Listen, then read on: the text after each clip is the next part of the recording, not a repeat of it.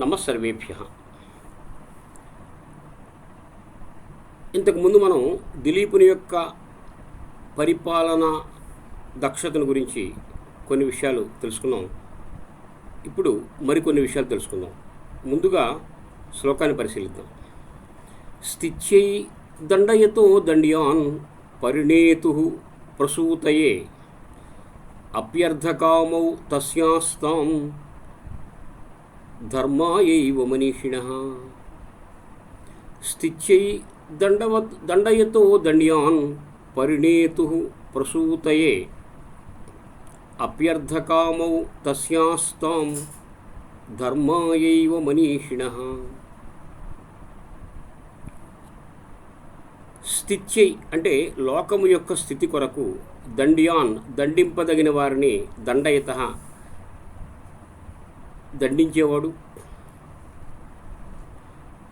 ప్రసూతయే సంతానం కోసం, పరిణేతు వివాహం చేసుకున్నటువంటి తస్య ఆ దిలీపునకు అర్ధకామౌ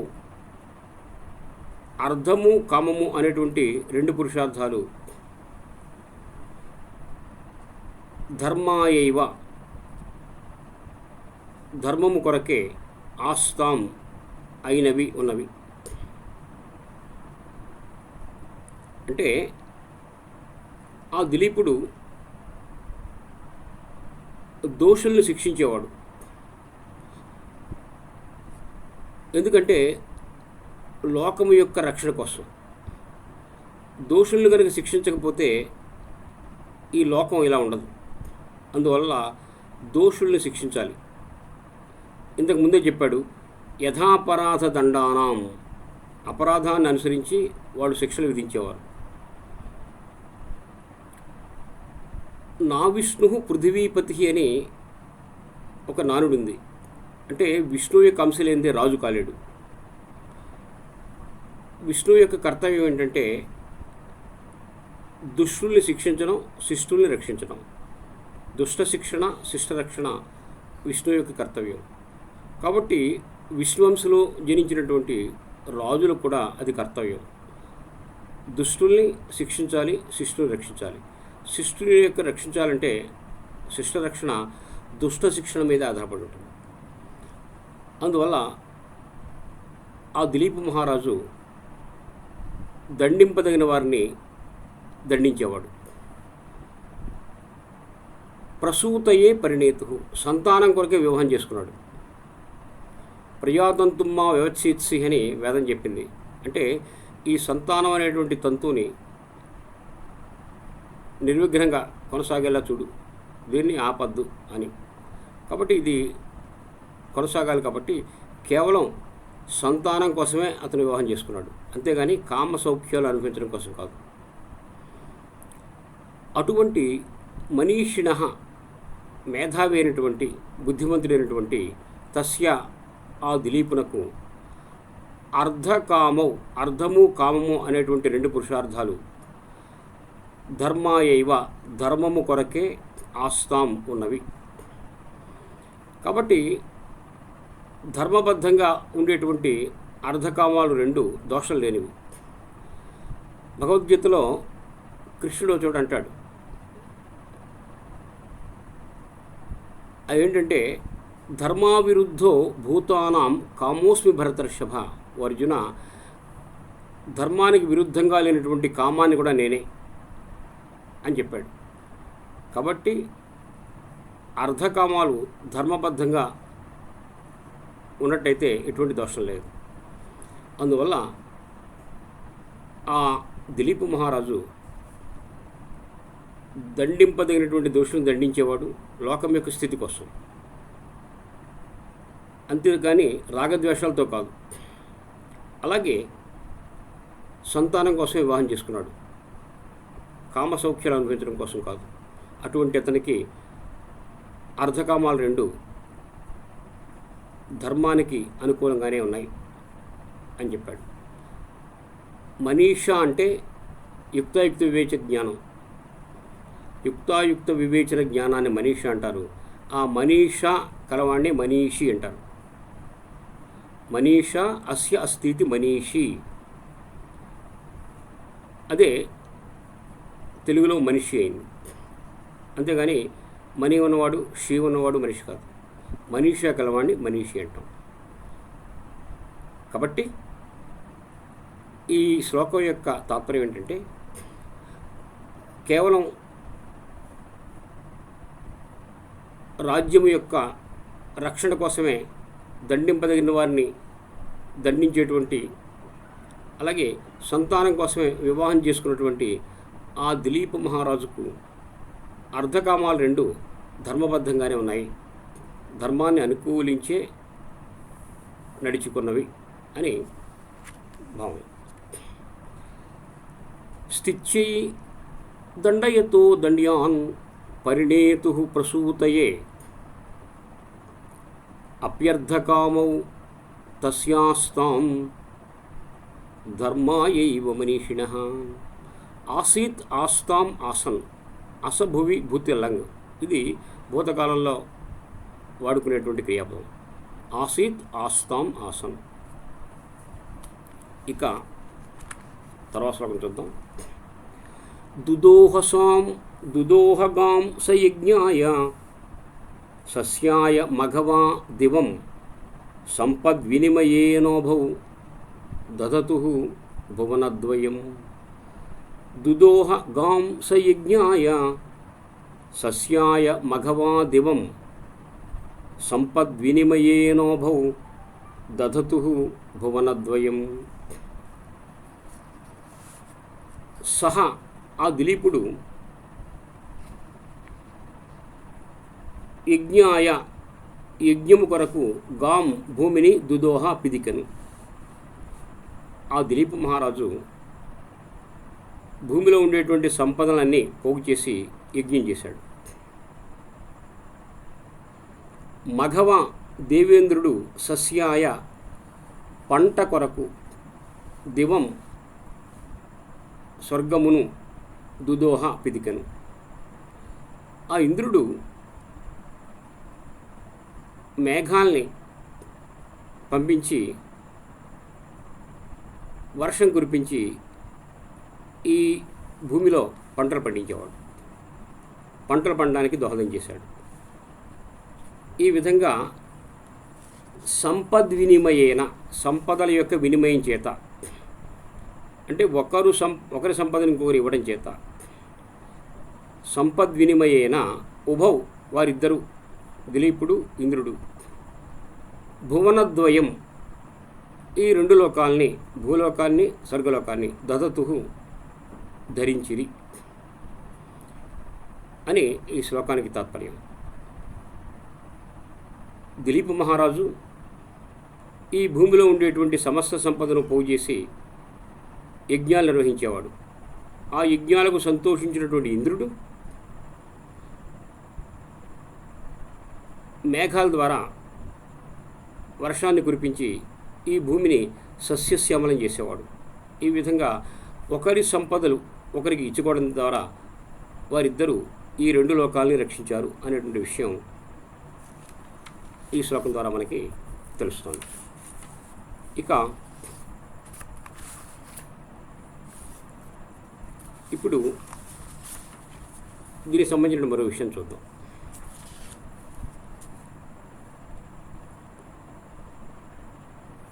రాజాత్వర్ధాన్ సమాహృత్య కుర్యాత్ ఇంద్రమహోత్సవం ప్రణీతో మేఘవాహస్తు మహతీం వృష్టిమావహేత్. రాజు అర్ధాన్ సమాహృత్య సంపదను పోగు చేసి కుర్యాత్ ఇంద్రమహోత్సవం ఇంద్రుని సంతోషపెట్టాలి. ప్రణీతో మేఘవాహస్తు సంతోషించినటువంటి ఇంద్రుడు మహతీం వృష్టిమావహేత్ గొప్ప వర్షాన్ని కురిపించాలి అని మనకి శాస్త్రం చెప్తాను. కాబట్టి వారిద్దరూ పరస్పర ద్రవ్య వినిమయం చేత ఈ రెండు లోకాలని రక్షించారు అని ఈ శ్లోకానికి అర్థం. ఇక మరో శ్లోకం చూద్దాం. నకిల అనుయయుస్తస్య రాజానో రక్షితుర్యశః వ్యావృత్తాః యత్పరస్వేభ్యః శృతౌ తస్కరతా స్థితా. మరొకసారి చూడండి. నకిల అనుయయుస్తస్య రాజానో రక్షితుర్యశః వ్యావృత్తా యత్పరస్వేభ్యః శృతౌ తస్కరతా స్థితా. రాజానః అంటే రాజులు, రక్షకుడైనటువంటి తస్య ఆ దిలీపుని యొక్క యశః కీర్తిని నా అనుయయు కిల అనుసరించలేకపోయారు. ఇతర రాజులు ఆ దిలీపుని యొక్క కీర్తిని అనుసరించలేకపోయారట. యత్ ఎందువల్లంటే తస్కరత దొంగతనం అనేటువంటిది పరస్వేభ్య ఇతరుల యొక్క ధనము నుండి వ్యావృత్త అంటే తీసివేయబడి వివర్తింపబడి శృతౌ కేవలం మాటల యందే వినికిడి యందే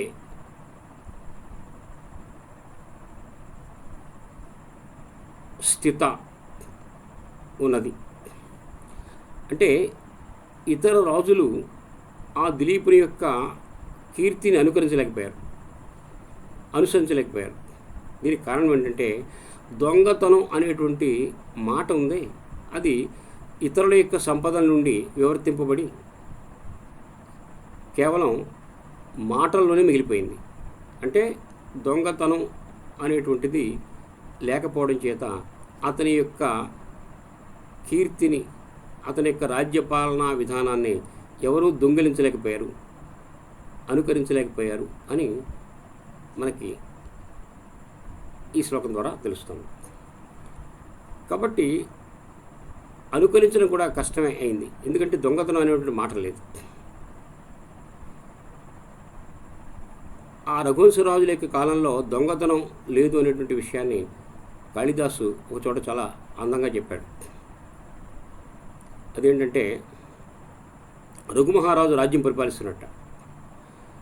తస్మిన్ మహీం శాసతి వాణినీనాం నిద్రాం విహారార్ధపదే గతానాం వాతోపి నాశ్రంసయదంసుకాని కూలంబయేత్ ఆహరణాయ హస్తం. తస్మిన్ మహీం శాసతి, ఆ రఘుమహారాజు రాజ్యం చేస్తుంటే వాణినీనాం కొంతమంది ఆడవాళ్ళు, నిద్రాం విహారార్ధపదే గతానాం వాళ్ళు ఎక్స్కర్షన్కి ఒక చోటకి వెళ్దామని అనుకున్నారు. కొంతమంది ఆడవాళ్ళు బయలుదేరి కొంత దూరం వెళ్ళి అలసట చేత ఆ రోడ్డు మీద పడుకున్నారు. యస్మిన్ మహీం శాసతి వాణినీనాం నిద్రాం విహారార్ధపదే గతానాం వాళ్ళు అలసట చేత ఆ బాటల్లోనే పడుకుంటే వాతూపి నాశ్రం సయ్యదంసుకాని వాళ్ళ ఒంటి మీద ఉండేటువంటి పమిట కొంగును వాతూపి నాశ్రం సయత్ గాలి కూడా కదల్చలేకపోయిందిట. కూలంబై ఎత్తు ఆహరణాయ హస్తం, ఇక వాళ్ళపైన ఎవడు చేయి చాచగలడు అని ఆ శ్లోకానికి అర్థం. అంటే ఎక్కడ వేగంగా వీస్తే వాళ్ళ పైటి కొంగు తొలగిపోతే ఎంత ప్రమాదమో వాయువు కూడా గ్రహించి చాలా మెల్లగా వీచేవట.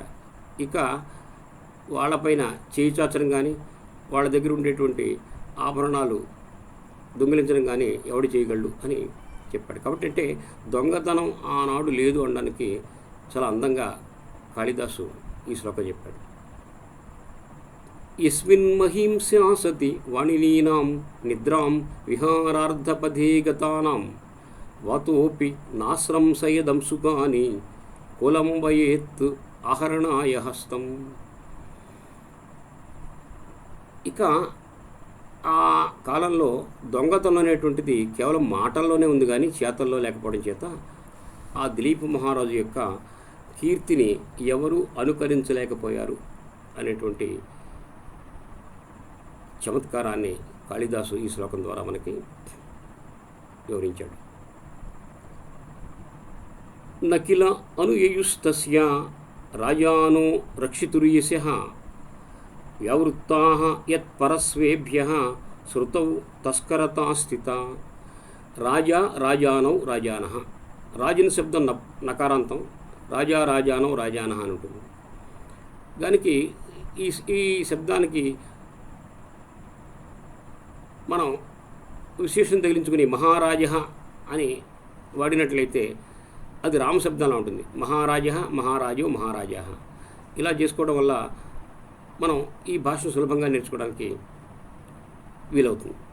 కాబట్టి రాజా రాజానో రాజానః అని అనే కంటే మహారాజ మహారాజు మహారాజ అంటే చాలా సులభంగా ఉంటుంది. ఇక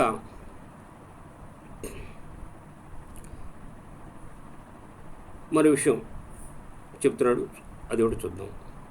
ద్వేష్యోపి సమ్మతశిష్టః తస్యార్థస్య యథౌషధం త్యాజ్యో దుష్టః ప్రియోప్యాసీత్ అంగుళీవ ఉరగక్షత. తస్య అంటే ఆ దిలీపునకు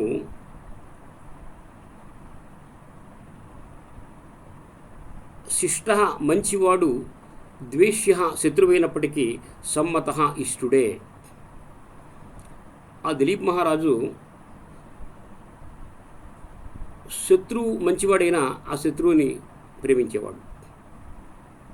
ఎలాగంటే యథా ఆర్తస్య ఔషధం, ఏ విధంగా ఔషధం మందు ఆర్తస్య రోగికి ఇష్టము.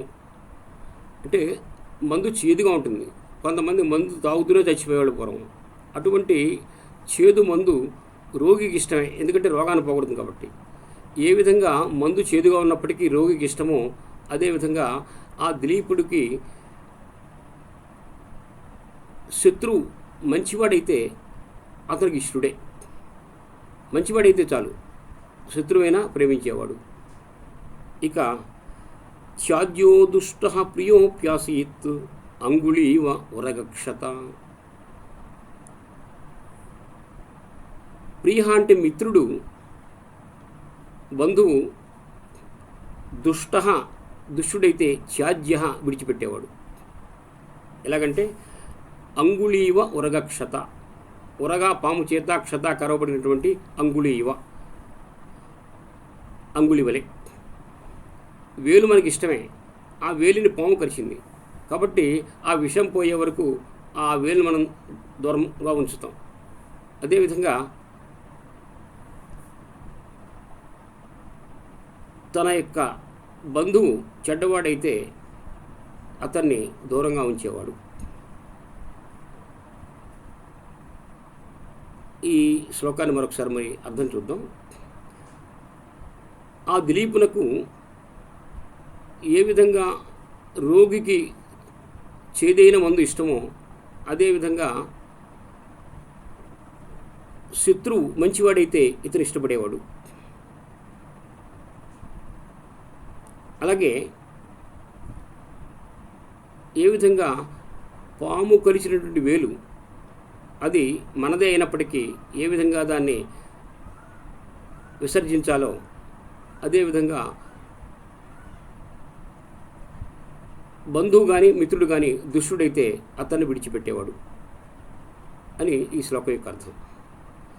ద్వేష్యోపి సమ్మతశిష్టః తస్యార్థస్య యథౌషధం త్యాజ్యో దుష్టః ప్రియోప్యాసీత్ అంగుళీవ ఉరగక్షత. ఈ విధంగా ఆయన మంచి చెడుల్నే ఆలోచించేవాడు కానీ తనవాడ లేదా శత్రువు అని ఆలోచించేవాడు కాదు. మంచిగా ఉంటే శత్రువైనా మిత్రుడే, చెడ్డగా ఉంటే మిత్రుడైనా శత్రువే. ఈ విధంగా రాగద్వేష రహితంగా ఉండడం అనేటువంటిది ఉత్తముల యొక్క లక్షణం. మన ధర్మశాస్త్రం ఏం చెప్పిందంటే శత్రురపి గుణావాచ్య దోషవాచ్య గురోరపి అంది. గుణాలు శత్రువులో ఉన్న వాడిని మెచ్చుకోవాలి, దోషాలు గురువులో ఉన్న వాటిని ఖండించాలి. ఈ విధంగా గుణదోషముల పట్ల మన దృష్టి ఉండాలి, కానీ వాడు మనవాడా కాదా అనేటువంటి దృష్టి మనకు ఉండకూడదు అని చెప్పడం చేత అటువంటి ఉత్తమ లక్షణం కలిగినటువంటి దిలీపుడు రాజ్యం చేసేవాడు, అటువంటి రాజులు మన దేశాన్ని పరిపాలించేవారు అనేటువంటి విషయం మనం తెలుసుకున్నాం.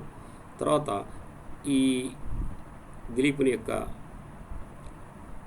రాజ్య పరిపాలనా దక్షత గురించి మరికొన్ని శ్లోకాలు ఉన్నాయి, ఆ తర్వాత తెలుసుకున్నాం. అంతవరకు సెలవు, నమస్కారం.